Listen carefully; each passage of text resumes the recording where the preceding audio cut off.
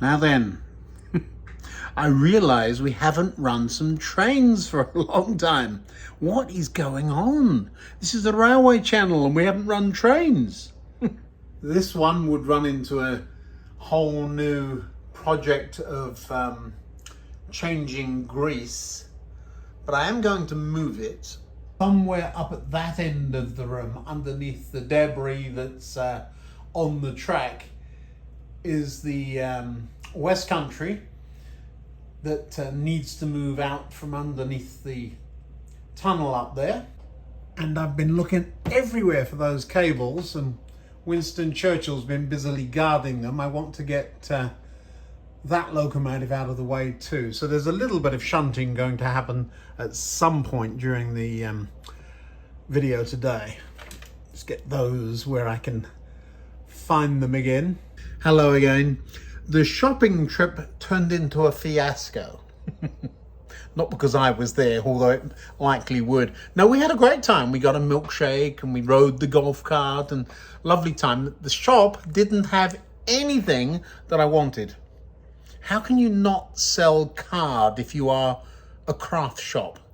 The only card they had was backing for photographs and they wanted a fortune for it. So I told them what they could do with it. And I wasn't rude, but I didn't buy it. A couple of things I did get a new spray bottle. That'll come in handy when we get on to ballast. And what on earth is he doing buying wire? Well, this is aluminium or aluminum wire. You'll see what I want that for in a little bit. It's quite stiff, but it tends not to kink quite as easily as steel wire. And so for the outline of the radar that I want to make, that's what I'm going to use. Underneath is a pack of felt. Let me open that because that's interesting. Cup of tea first. Oh yeah. Okay, I need to find somewhere to put that. It got all tangled up. This is the stuff that I was using the other day. There's a link in yesterday's video for that. Let me get into here and I'll show you what I've got in mind. I love their bargain bin. You remember I said I had a pack of about 100 paintbrushes? Well, that's something else I got.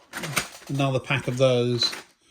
I don't know how many's in there. Is it 50? 50 pieces for $10 this time. They've doubled in price since the last time I bought them. But you can go through those and throw them out when you're done at that price.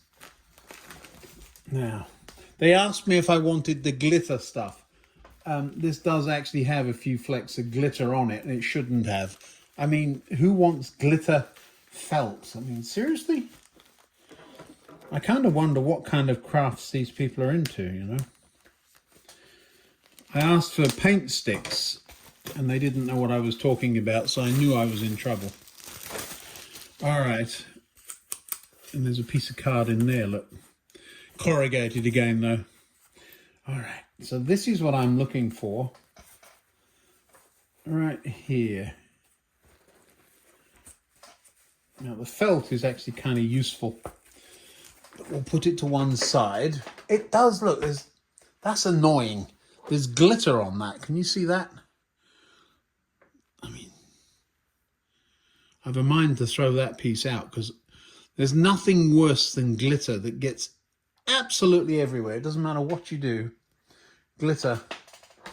Yeah, they've put that together in a glitter factory. So here's what I have in mind. Let me pull a piece of this out. Put the rest to one side.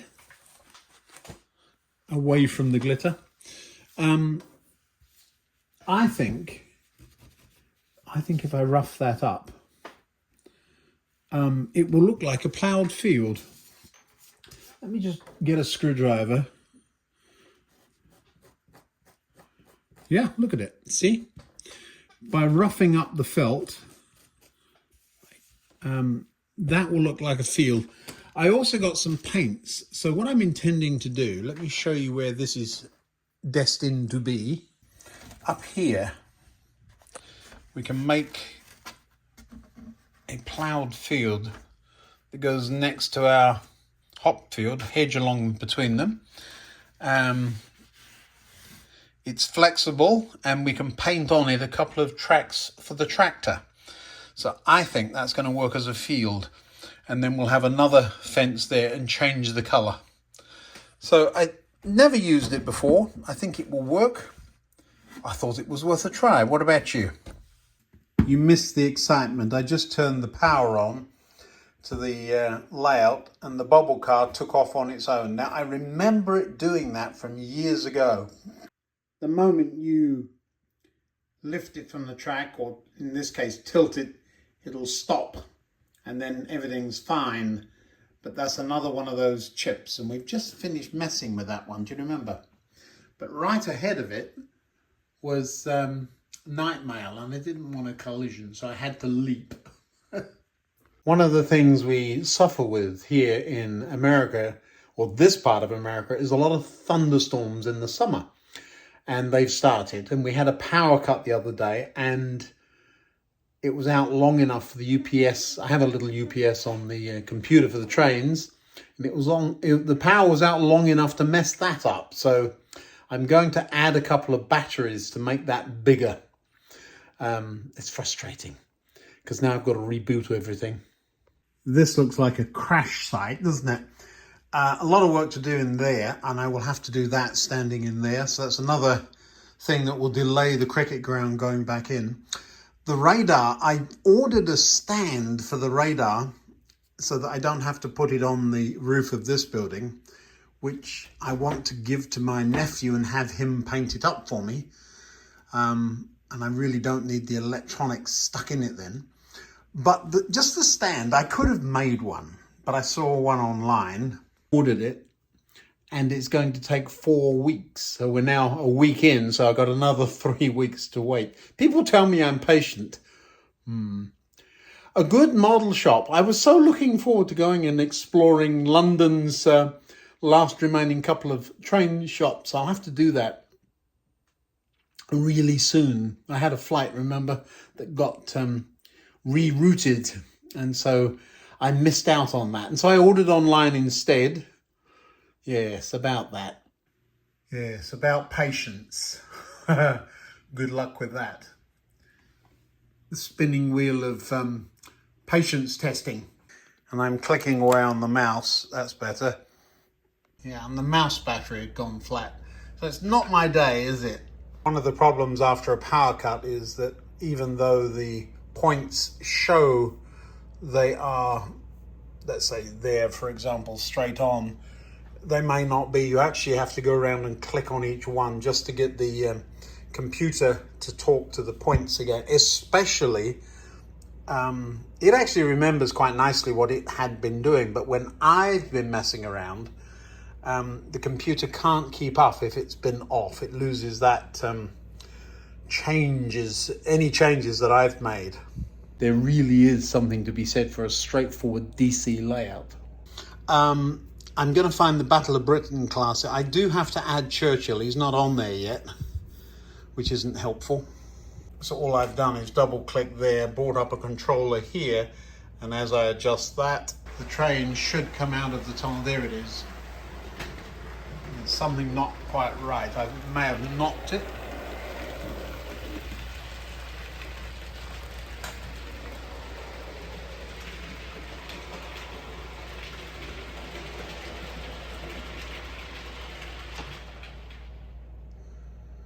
I'm going to stop it there, just have a look at it. Is everything all right? Yeah, I think so. Yeah, I just noticed again, you might notice too, that all of the trains, with the exception of the goods, are all facing that way. The reason for that, including the two in the fiddle yard, it's a little complicated explanation, but let me try and do it simply. Because of the reversing loop, the block sections up here are a little weird. You can't easily detect the block section in the same way that you do the others. Now, I'm going to get a lot of comments on that. I know you can. I haven't, but it's a little complex. Now then, one of the lines that I use a great deal is the connecting line that goes between the two reversing loops. It ends up coming down here, and it's a block at the end of a reversing loop on a reversing loop. So it's even more complicated. A little bit of block detection theory. I know it doesn't apply to the real railway. I've had a lot of comments on that. I know that. But in the model world, a block has to be at least as long as your longest train. This one isn't. And so when the train enters it, it's waiting for the whole train to be in there. And so often it will overrun and sit right here or right there and get clobbered when it's met by a train coming the other way. So if you never have a train coming the other way, you can avoid that. So for the time being on that circuit, I've made the computer only allow trains heading that way so that you don't have that conflict there.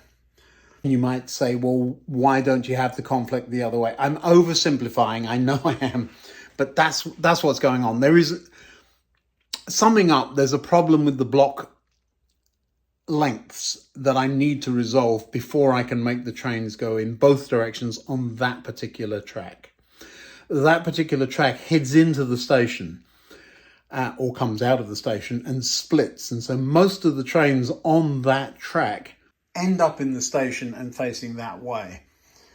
Now, when you're running trains from the fiddle yard that's hiding in there, he's got a beard that's fallen down. I must glue that back on. There are 3 trains hiding in there. They go the other way, although they appear to come out this way as well. They quickly flip around and end up coming this way. So that's how the balancing act has been performed. Once you're watching the layout, there are trains going in both directions, so you tend not to notice that most of the trains in the station are facing that way. That was a way too complicated explanation. We are going to have to remove a couple of these trains just to make some room, but we're going to run some trains. How about that? All righty. Finally. Go get your train. I wish all the lights were on under there, but I'm intentionally not working on those just yet. Feel the frustration. Don't do anything about it until you're ready to do it right. That's another way of saying I'm totally determined and committed to getting that end of the railway done first. Another annoyance when this goes out, it takes a little while to reboot it and get everything reset. It's completely forgotten where all the trains are. So that will be fun. I can set the routes nicely using it, but I will have to drive the trains, either drive the trains to where it thinks they are. So for example, it thinks the Battle of Britain is there, and we know we've just moved it to where Sherlock is marked there. Well, Sherlock is, and you can't dump that on top of there. You've got to move Sherlock. I can't see, Sherlock is where that tube stock is, and that tube stock is there. So there's a lot of moving. You can't just dump one train on top of the other. So that's going to take a hot minute to sort out. I'm not going to do it now. Oh, right then, we've got to give it a go. Let me just see if we can't, it's been sitting there for a week and I haven't done anything else with it. Let's just see what happens, shall we? Now, for one awful moment, I thought it wasn't working at all. And then I remembered I haven't programmed it yet, so it's still working at number 3. Off you go. We're going to give you a chance to prove that you're a real trooper.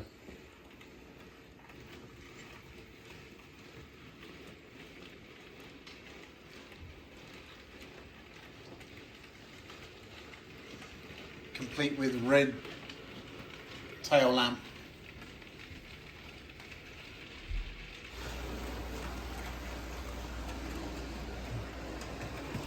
straight up an incline, whatever next.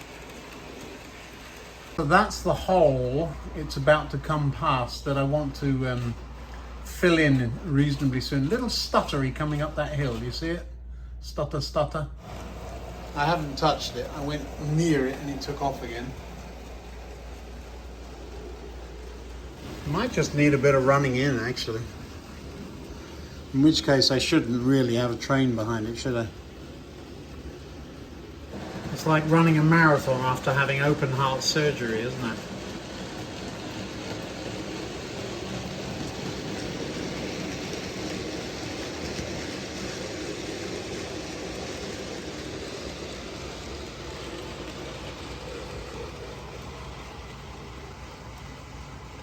And there you are, a great crowd of witnesses cheering it on.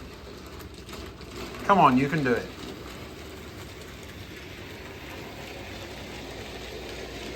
A lot less stuttery this time up the hill.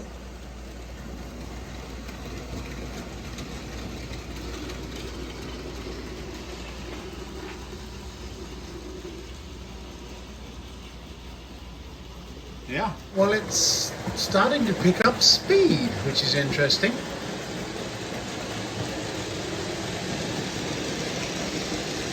I think it's enjoying itself.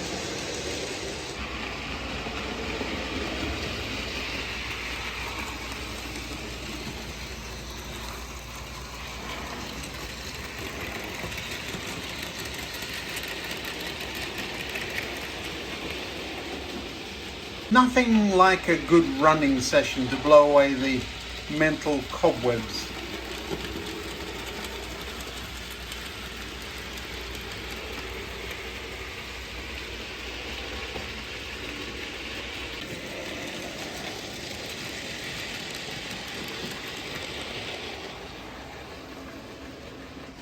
We'll watch it come up the incline this time. We'll see if it stutters at all up the incline this time.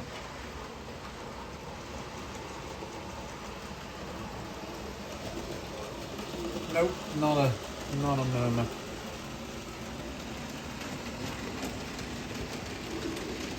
Oh, I'm happy. I feel like a proud dad. It's good, isn't it? This is before I change the grease. You know what? I don't think I'm going to bother. I'll do that the next time it gets a service. Now, since it wants to take off on its own, I thought I'd give the bubble car a run.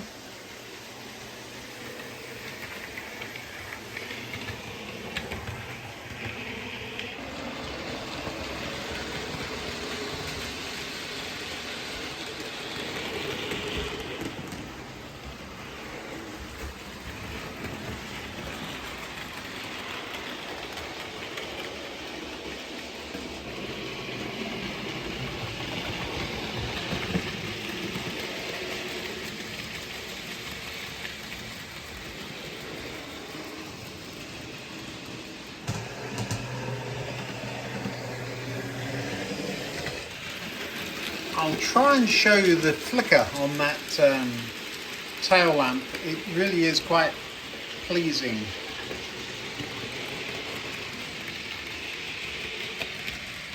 You see it just slightly dimming there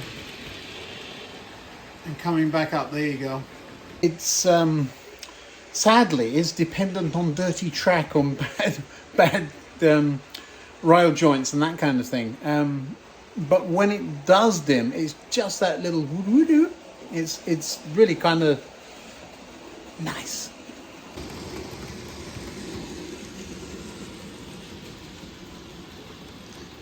Mostly it just stays on, apparently. Well, look who's come to play. Now you go head on with the other one, so we're going to have to stop one of you or both of you at some point. That's your old train you deserted, you remember?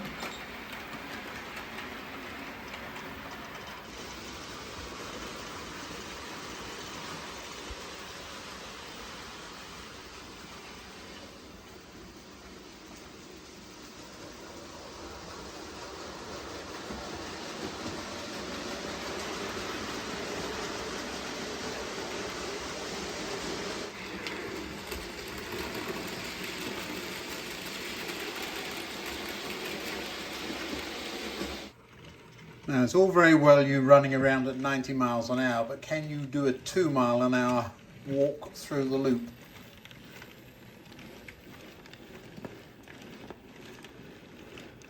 Apparently you can.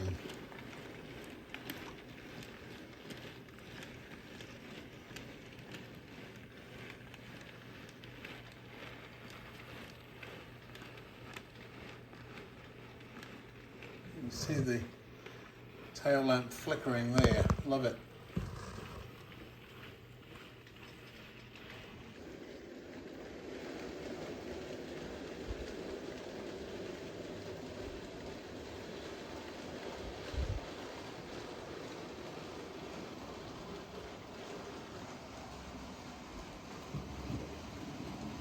As you can imagine, I think the expression is I'm as pleased as Punch.